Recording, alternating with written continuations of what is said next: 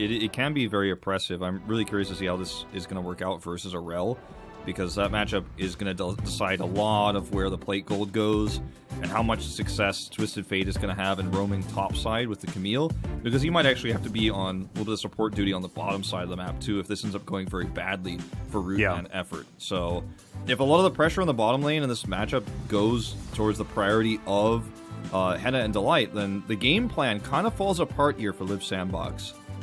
I also like the safety of Tristana, you know, the Twist of Fate jumps on top of you, you got Buster Shot to get rid of him, and you'll be able to get that off before the gold card actually connects, and then you should be absolutely fine. So I like the idea that Fred and Brion have. Let's see how it works in practice as we hop onto the Rift for game number 1 of our second series of the night. And Henna was able to get all of them, so nicely done. As now, Effort looking for it. To get that pullback, nice double stun, but Root just really didn't want something to do with that. And this is what I was talking about. This is the combo potential. As he gets the explosion on the explosive charge, that gives you another reset on the rocket jump. Unfortunately, unable to finish off the kill, and Root is very, very healthy. You'll be able to get it as well. Just sweep everything out and get the work done. Looks like it's not going to be given up without a fight, though, as Undertow lands onto Delight. Umpty's very low. There's the flash forward. They get the gold card. Delight makes his way out. Good pulverize onto Effort, but he gets a huge stun, and both supports go down in an instant. It is going to be First Blood going over to Umpty, but the fight isn't over yet. Henna getting into position with that rocket jump, as Umpty's still just trying to run around the circles, see what he can get done. But his Battlestar was blocked by some pesky minions. You can see Fred at Brion looking to take away the first Herald. Those Live Sandbox stats, where are they? As Croco gets into the pit. He has no way out, remember? No flash, as Delight says, all right, I'll help you out there, buddy. See you later. And the Ragnarok was a little bit late as well. Here's the ensuing fight. Let's see whether Fred at Brion can come out ahead as Effort gets his aftershock, but he's now going down very, very low, and he's extraordinarily slow, as you could see. Henna, rocket jumping forward, but unable to find too much. This is going to be Fred at Brion taking down the Herald mid-game. But Live Sandbox can sort of play around that by trying to go for their 1-3-1 type style. Both of these teams sort of with different game plans in mind, as Hoya, not going to face check Effort.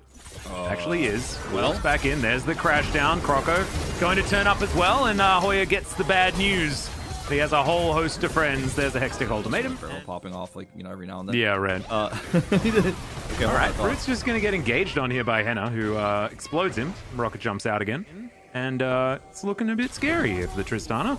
As Hoya is going to flash, but Destiny does come down. Slow comes in. Good gold card there. As Hoya does get a lot of value out of his shield, but it's not going to quite be enough here, as Umpty says, nah, don't think I'm going to be able to get too much done here.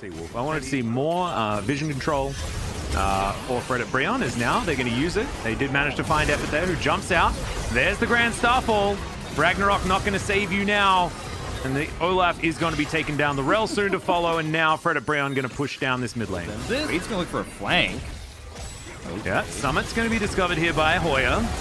Gets himself the shield. Delight getting taken down very low, but he's soaking damage quite nicely. Effort here getting a decent stun, as Henna is going to be able to use that cleanse really nicely on the exhaust. Effort now taking a lot of damage. Henna's trying his very best to kite this one out, but everyone's so low, they're just not able to get the kills. Now Lava looking for even more, goes golden. Umpty off towards the side is, oh dear, that wasn't exactly what Lava wanted. And now Henna and Umpty gonna have to get out. Just clear it out over and over again. Like you say, it is certainly feeling like a bit of a weird situation as Fate finds himself the gold card. And here's their decision to just destroy the mid laner. They are going to make a play for this Baron. This is very greedy. Yeah, Grand Starfall not actually available, so Hoya can only get in there with the teleport if he chooses to use it. There's the flash in, they deliver the Camille, but there's the Magnet Storm from Effort, just gigantic. They dive onto Henna and take him out immediately. Summit, even able to run away, gets back in with a beautiful hook shot. And everyone's just getting mown down. Hoya's doing a fair bit of work here as he flashes out of the way, but Root immediately, he's after him. Can we find enough? No, the answer is absolutely no. Double kill comes through from Summit. And that was just a little bit too ambitious there from Fred at Brion. It looks like Live Sandbox want to take down the Baron themselves. Yeah, and now that Fates respawn, they absolutely can. Could be good, but I'm not sure we're not seeing the value. They're starting to get it now. Well, in goes Hoya. Looks to dive on top of Summit. Let's see how much time Summit can buy here, as he does eat a bubble.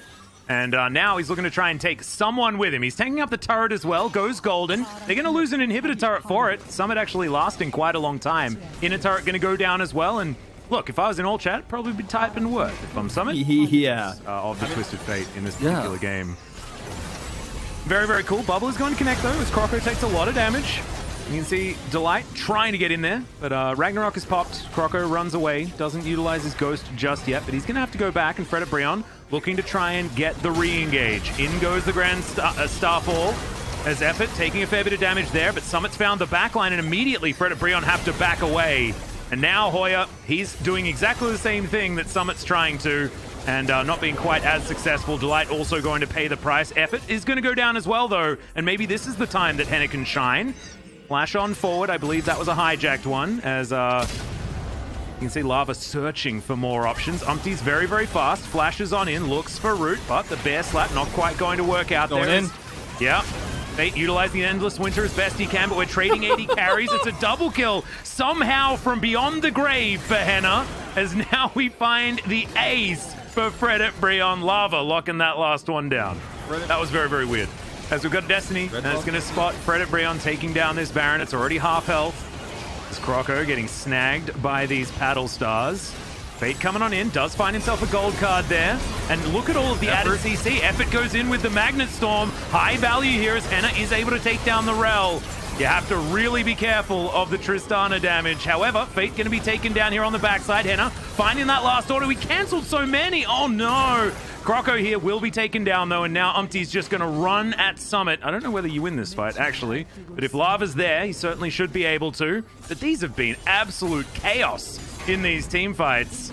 Yeah. Now Summit, and we'll see what he can actually do here as the paddle star's starting to come on over. Doesn't get the stun with his hook shot, but he's trying to create as much distance as he can. Not quite able to, and that's another ace for Fred at Brion. Live Sandbox just lying in wait, right? They're waiting for this this dragon to be taken, and then they're going to enclose on the base. But I mean, look, this is a game that's still winnable for both teams. Hold that thought. Umpty's, yeah, it's running real quick. There's the Magnet Storm out from the Rel, but she does have to immediately book it out. Croco just running. Rel's going to be taken down. Look at Lava just having a field day in what is a fight, but it feels like a slaughter. Summit should be able to take down Hoya, but the rest of his team is absolutely dead. The GA is going to be there, and in the meantime, this game is just going to be won by Fred at Brion, who will take down this inhibitor, and the Nexus turrets will follow. There's the teleport back from Summit, who's trying to be a hero, but this, unfortunately, is not going to be another buster shot. He's going every which way, even the hookshot doing a bunch of work. Here is, yep, Camille, you are a pretty busted champion. However, you're not going to be able to 1v4 this one, and there's a bubble there as well. So Lava going to tidy it up, and that is going to be Fred at Brion. Lava popped off, and this is the same Lava, right? This is the Lava that we saw against Showmaker when they got that 2-0. This is the one that's actually able to get the work done, and it's really good to see him finding some more success. Yeah, and doing the majority of the damage in that last skirmish that ended up winning them the game. He was so ahead. He had such an item advantage that nobody could get hit by his paddle stars and survive, basically, except Olaf, and he didn't live much longer. And unfortunately, you know, maybe you could say that Summit could have been hit by him and survived, but he wasn't there because he was. Ages. I feel like Azir Orianna is absolutely a wash. We've been talking about this for years and years and years.